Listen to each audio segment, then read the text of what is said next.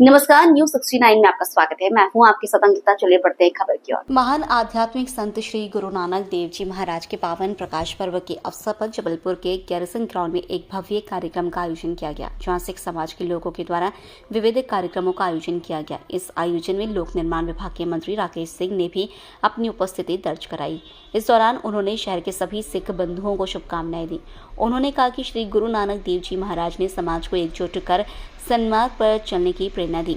लोक कल्याण को समर्पित उनका त्याग में जीवन समूची मानवता के लिए पाथेय है।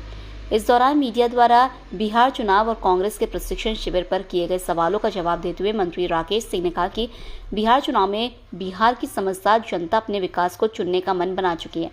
रही बात कांग्रेस के प्रशिक्षण शिविर की, तो उससे पहले उनके शीर्ष नेतृत्व के नेता को देश विरोधी वक्तव्य से किनारा कर देना चाहिए। जबलपुर से वाजिद खान की रिपोर्ट।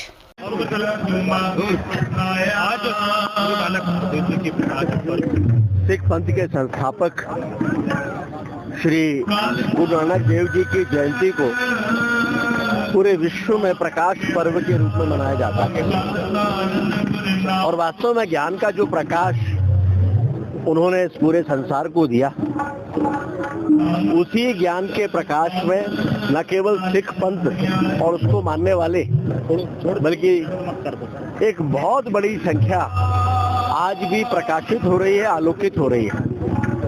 आज उनके जयंती के अवसर पर जगह जगह गुरुद्वारों में पाठ का कार्यक्रम है। मैंने भी आकर यहाँ पर मत्था टेका है और न केवल सिख पंथ बल्कि सभी को इस प्रकाश पर्व की बधाइयाँ दी हैं। मेरी ओर से सभी को बहुत बधाइयाँ, बहुत शुभकामनाएं और बाबे के चरणों में मेरी प्रार्थना है कि सभी पर उनकी दया और कृपा बनी है। ऐसे हर वो ताकतें और ऐसे सभी वो लोग जो मतदाता सूची की गड़बड़ियों के कारण चुनाव जीतते हैं, उन सभी को निश्चित रूप से तकलीफ होगी ही, लेकिन एसआईआर की ताकत को देश ने समझ लिया है। और क्या फर्क पड़ता है कि अगर मतदाता सूची का कायदे से चुनाव आयोग के निष्पक्ष नेतृत्व में परीक्षण करके उसको सुधार किया जाता है, तो ये होना ही चाहिए। आप पहले भी होता आया है, अभी भी हो रहा है, आने वाले समय में भी ये होता रहेगा। अब वो एसआईआर के अंतर्गत हो रहा है और कांग्रेस और विपक्षियों की तकलीफ ये है कि उन्हें लगता है कि जिन गड़बड़ियों के कारण वो सरकार बनाने में या चुनाव जीतने में सफल होते हैं, वो अब नहीं कर पाएंगे। उनकी तकलीफ मात्र इतनी है।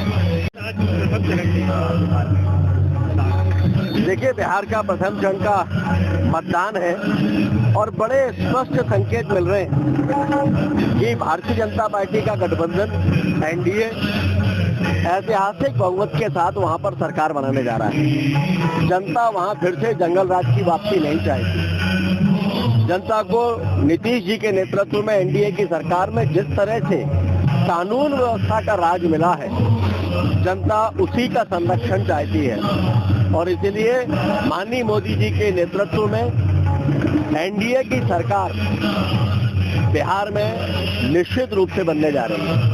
पचमढ़ी में जो है प्रशिक्षण चल रहा है, वहाँ पहुँच गए, क्या कुछ प्रशिक्षण?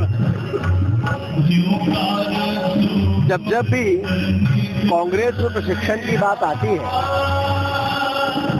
तो लोग कहते हैं कि कांग्रेस भारतीय जनता पार्टी की कॉपी करने की कोशिश कर रही है, नकल करने की कोशिश कर रही है। लेकिन हमारे बड़े बुजुर्गों ने कहा है कि नकल के लिए भी अकल की जरूरत होती है। प्रशिक्षण वो जरूर करें, लेकिन कम से कम वहां पर बैठे हुए लोग राहुल गांधी जी को इस बात के लिए प्रशिक्षित करें कि वो देश विरोधी अपना रवैया बंद करें, देश के समर्थन में बोलने का स्वभाव डालें।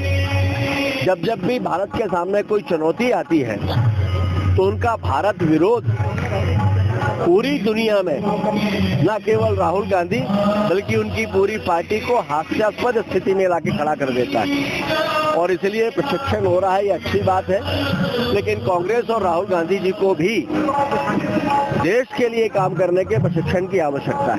पश्चिम बंगाल में फिलहाल इस खबर में इतना ही। आप बने रहिए न्यूज़ 69 के साथ। नमस्कार।